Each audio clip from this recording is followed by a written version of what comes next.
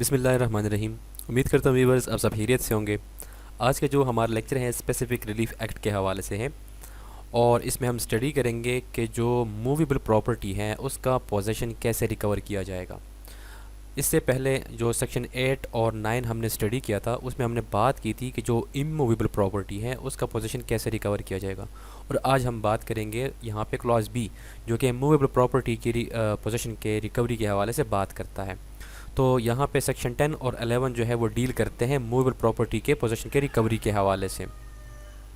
तो यहाँ पे देखते हैं हम सेक्शन 10 को, recovery of specific movable property.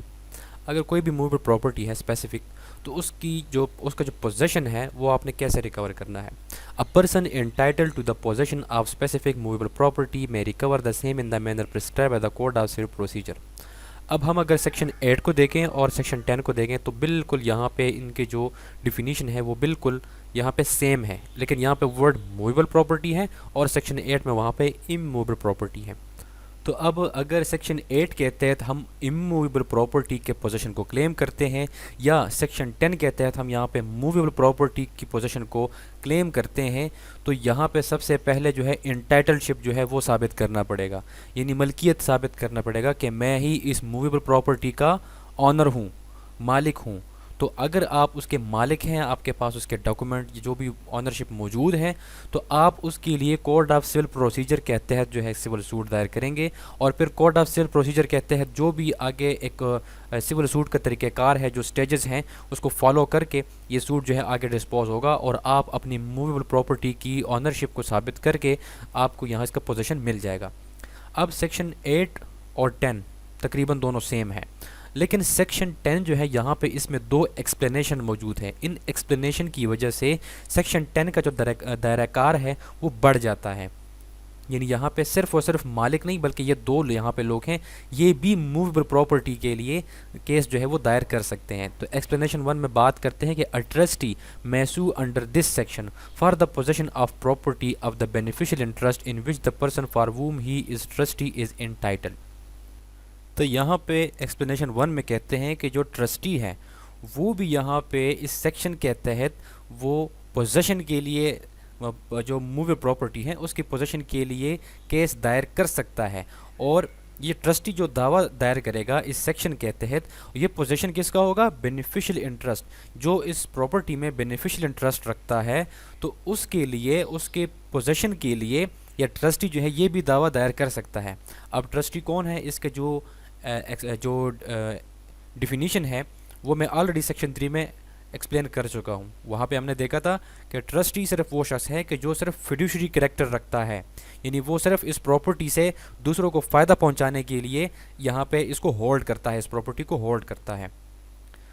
उसके बाद यहाँ पे explanation 2, A special or temporary right to the present possession of property is sufficient to support a suit under this section।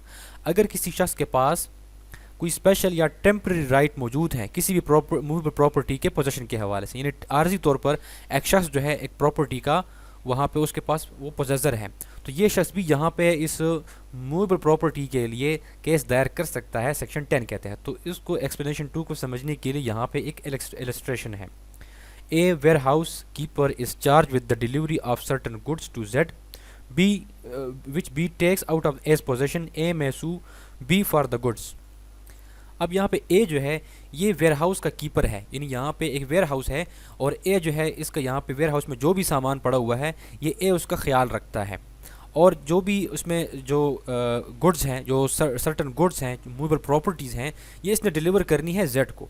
लेकिन बी क्या करता है कि वो आता है और इस वेयर हाउस से यानी ए के पोजीशन से उन गुड्स को, उस सामान को वो ले जाता है। तो यहाँ पे ए क्या कहें, ए जो है वो भी बी के खिलाफ यहाँ पे सूट दायर कर सकता है सेक्शन 10 के तहत। अब इलस्ट्रेशन को दोबारा से समझें, आपको यहाँ पे एक्सप्लेनेशन 2 समझ आ जाएगा। ए जो है सिर्फ वेयर हाउस का कीपर है, सिर्फ सामान रखता है, जो भी गुड्स हैं यहाँ पे मूवेबल प्रॉपर्टीज़ हैं उसका ख्याल रखता है और इसको डिलीवर करता है मुख्तलिफ लोगों को। अब यहाँ पे बी आया और इसने ए के यहाँ पे पोजीशन से जो भी सर्टन गुड्स थी जो कि ए ने डिलीवर करनी थी जेड को, बी यहाँ से लेके चला गया, कब्जे में ले ली है। अब ए जो है ये तो सिर्फ वहाँ पे इन चीज़ों का, इन गुड्स का ख्याल रखता है, चार्ज इसके पास है, तो ये भी बी के ख़िलाफ़ यहाँ पे जो मूवेबल प्रॉपर्टी हैं उसके पोजेशन के हवाले से वो केस दायर कर सकता है।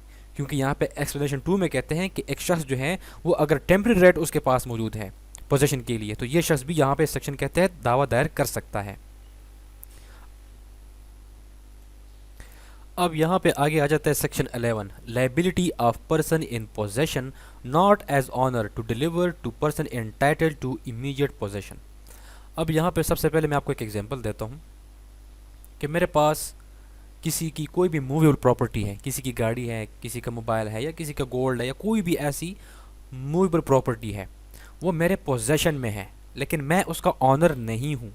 तो यहाँ पे मेरी लायबिलिटी है कि मैं इस जो भी मूवेबल प्रॉपर्टी है इसकी जो पोजेशन है वो मैं डिलीवर करूँ उस पर्सन को जो कि इसके पोजेशन के लिए इंटाइटल्ड है, जो कि जिसको देना चाहिए, जो इसका मालिक है।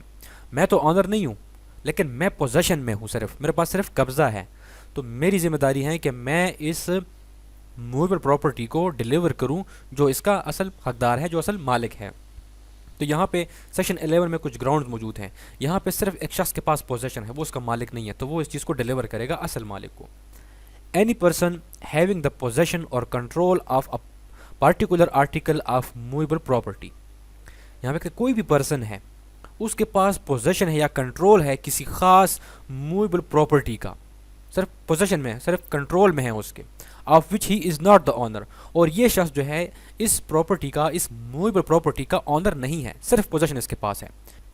may be compelled specifically to deliver it to the person entitled to its immediate possession in any of the following case।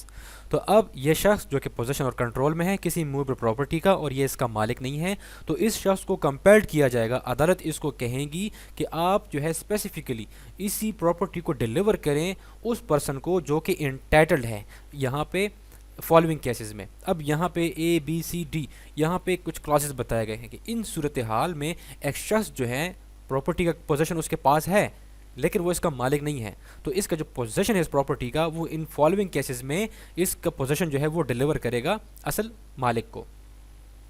सबसे पहले यहाँ पे है, यहाँ पे clause A, when the thing claimed is held by the defendant as the agent और trustee of the Clement.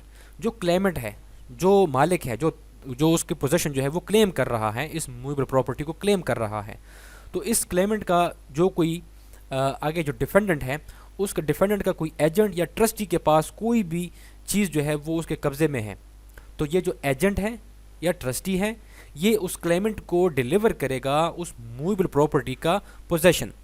अब यहाँ पे क्लॉज A को ज़्यादा अच्छे से समझने के लिए नीचे इलस्ट्रेशन A मौजूद है, इसको समझते हैं पहले।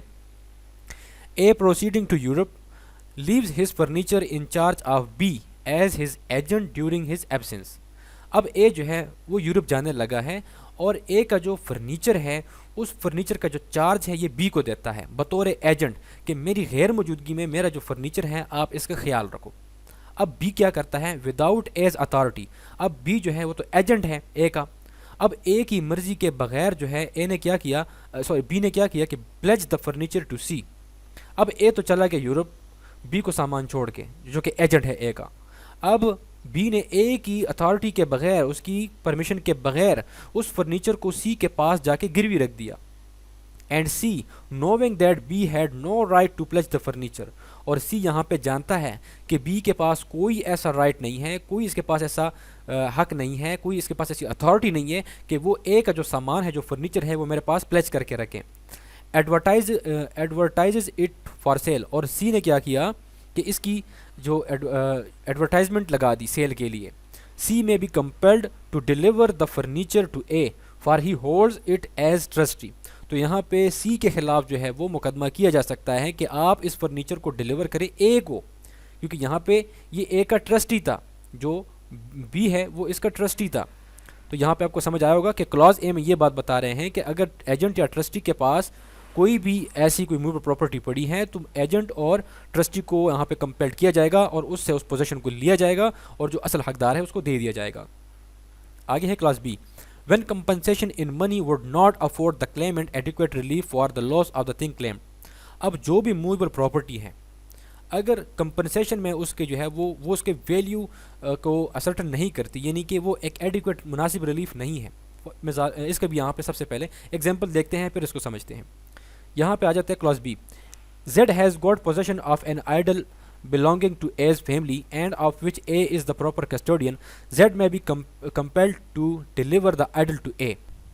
अब यहाँ पे एक फैमिली है, A जो है इसकी एक फैमिली है और इसकी फैमिली का एक आइडल है, एक बुत है। उस बुत का जो पोजेशन है वो Z के पास है और इस आइडल का जो प्रॉपर कस्टोडियन है वो A है, यानी A को देनी चाहिए, लेकिन Z के पास है पोजीशन। तो यहाँ पे Z को जो है वो कंपेल्ड किया जाएगा कि आप जो है इस जो आइडल है, बुत है, इसकी जो पोजीशन है वो डिलीवर करे A को, क्योंकि ये जो है प्रॉपर कस्टोडियन जो है इस बुत का वो A है। यहाँ पे बुत की जो पैसे हैं उसके हवाले से यहाँ पे इसकी सर्टेशन नहीं हो सकती। तो हम आते हैं वापस B की तरफ कि when compensation in money would not afford the claimant. जो क्लेमेंट है, जो क्लेम कर रहा है उस मूवेबल प्रॉपर्टी को, तो वो शख्स कहता है, जो क्लेमेंट है, कि मुझे पैसा नहीं चाहिए, जो पैसों की कंपनसेशन है वो मैं अफोर्ड नहीं कर सकता, ये एडिक्वेट रिलीफ नहीं है मेरे लिए। अगर मैंने इस चीज़ को खो दिया, अगर अपनी मूवेबल प्रॉपर्टी को खो दिया, तो पैसे जो है वो मेरे नुकसान को पूरा नहीं कर सकती। तो फिर यहाँ पे जिस शख्स के पास पोजेशन है उस मूवेबल प्रॉपर्टी का, उसको कंपेल्ड किया जाएगा कि आप इसी चीज़ को ही वापस करें क्लेमेंट को। यहाँ पे पैसों में उसका अजाला नहीं हो सकता। आगे आ जाता है clause C. When it would be extremely difficult to ascertain the actual damage caused by its loss.